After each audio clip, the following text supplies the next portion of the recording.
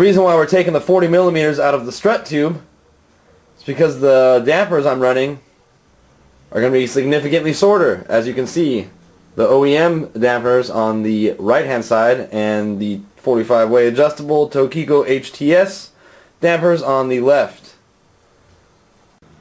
Now the reason for running a short stroke shock in your car is when your vehicle's ride height is lowered on your OEM damper here, it's going to push this guy down to about here.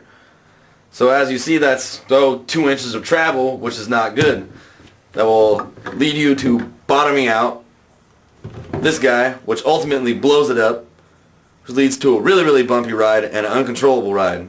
And no one likes uncontrollable rides because you're more likely to hit stuff, i.e. other cars, walls, rocks, immovable objects. So no one likes to do that because it hurts. So you suck, get out of here, we don't need you. Now with Tokiko shock being shorter, you can run a lower ride height and still have the ability to have all this stroke to play with. And on top of that, Tokiko gave you the option to be able to adjust the damping rate on the rebound and the bound by sticking a little Allen key down in here and ficky back and forth.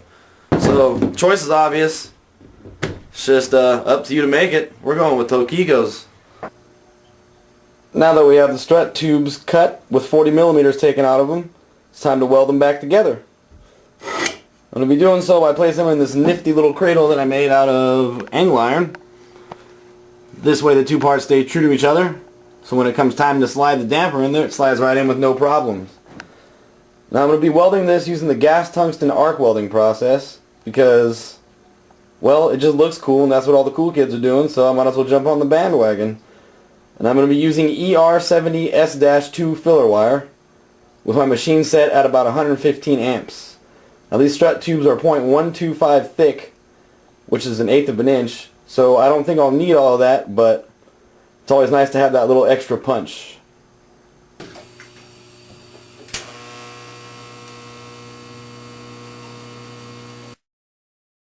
Now with the strut casings welded back together 40 millimeters shorter, we need to grind off this weld in order to fit the coilover sleeve onto the casing.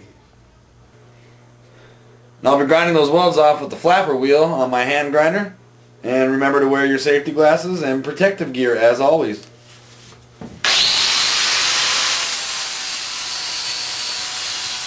Now with the welds ground clean, only thing left to do is weld the perch on that the coil sleeve will sit on. And I'm going to do this using the GTAW process once again with ER70S-2 wire.